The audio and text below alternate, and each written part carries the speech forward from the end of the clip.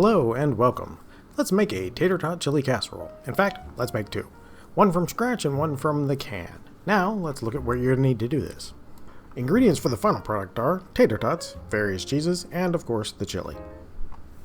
For the scratch version, we will be needing 1 pound ground beef, 1 medium onion diced, 1 can crushed or diced tomatoes, 1+ tablespoons chili powder, 1+ teaspoons paprika, 1 teaspoon cumin, 2 teaspoons garlic powder, 2 teaspoons onion powder, 1 teaspoon cocoa powder, a teaspoon of oregano, a teaspoon of salt, a teaspoon of pepper, and 1 teaspoon Worcestershire sauce.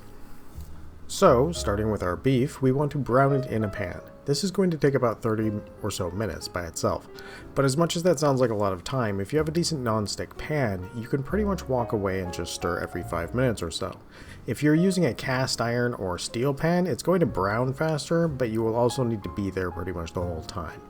We want to start with just the beef and add about half of our onions once the majority of the liquid from the ground beef has evaporated. This will look about like this. The reason we waited was to get some initial browning done without the liquid from the onions slowing that browning down. Had we added the onions at the beginning, we would still be boiling off liquid from both the hamburger and from the onions. Since we already boiled off most of the liquid from the hamburger, we only have a small pockets of liquid that are being released from the onions, and this will only have a minimal effect on the browning speed at this point.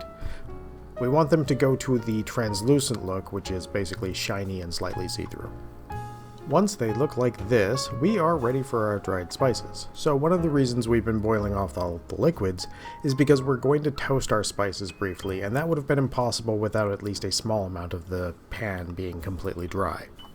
Once we are ready, we will make a small space at the center of the pan. Once everything is clear, just pour on the spices. I would start with the onion, garlic, and chili powders since they'll gain the most flavor from this, and make sure to add the oregano last. This will prevent it from burning. We're only going to do this for about 30 seconds or so. You'll notice the smell increases dramatically, and that's how you know we're ready. Now we are ready for the other half of our onions and our tomatoes. So this part differs if you have crushed or diced tomatoes. If you have crushed, it'll take about 15 minutes for all the flavors to get where we want them to be and for it to thicken up enough. And once it is there, you are done. Now, for those like myself using diced tomatoes, we still have a step or two left. For the diced tomatoes, we want to wait for the tomatoes to almost fully break down. You'll notice the pieces getting smaller and smaller. We need a bit more simmering and mild stirring, and this will take us about 15 to 20 minutes. Once they're all broken down, it will look something like this. At that point, we can begin adding water back in if we need to, just let it get a little more wet, and move on to the next step. So, for our last step, we need to taste it and decide how spicy to make it. 1 tablespoon chili powder is nowhere near how spicy I like this. Since spicy is a very objective thing, this recipe is just ever so slightly spicy, but also a bit on the sweet side. Even so, I added another tablespoon of chili powder, and it was still fairly mild by my tastes. So you'll probably want to taste it and add more of the paprika or the chili powder as needed. And if you do add something, give it another 5 minutes to cook. If you do not add anything, then you are done. And it is ready for the next step. Thank you all for watching, and if you're enjoying this and have not already subscribed, subscribe for more like this, and of course cat pictures. And if you'd like to help the channel grow, share it with someone you know who might like and enjoy these videos as well. So now we can build the actual dish. Start your oven preheating to 425 once you are ready to begin construction. After cooling our chili ever so slightly to make it safer to work with, we only need to just put a few things together. As you can see here, it is just a layer of chili followed by a layer of cheese, followed by a layer of tater tots. We actually used multiple cheeses on this one. She used cheddar, provolone, and pepper jack, and they combined rather well. But any cheese that melts reasonably well should be just fine. Once the oven is preheated and everything is constructed, these go into the oven for roughly 24 minutes. It will end up looking about like this towards the end, and at that point you want to spread any of your final cheeses on top. In our case, we're using cheddar on the top. Once spread with your cheese, it goes back into the oven on the broil setting and the broil temperature for 5 minutes, or once the cheese is brown to your tastes. Cool for 10 minutes, and it should be ready to eat, but check the container, it might still be a little bit hot. One quick note on this, we used a lot of cheese in these examples. You may wish to use a little bit less than you're seeing here to make it a bit lighter of a meal. Now, this is a very tasty meal we have made, and sometimes you have a craving for it, but you don't have time.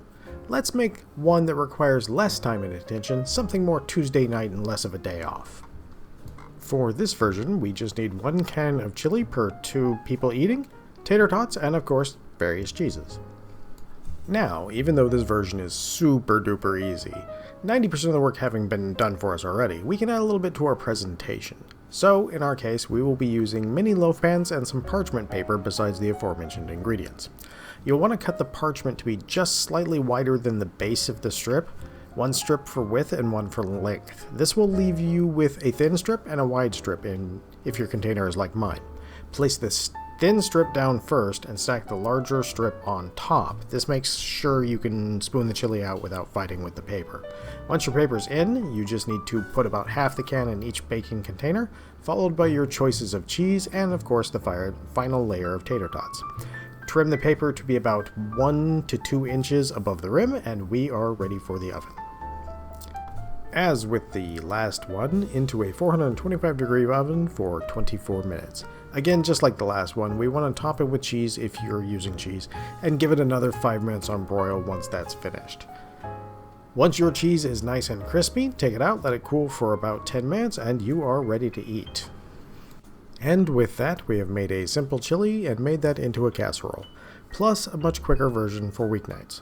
These will both taste great, and while very different in flavor, both are quite good and 100% worth trying. So, with that, as always, thank you all for watching, and I hope you have a great day and a great meal.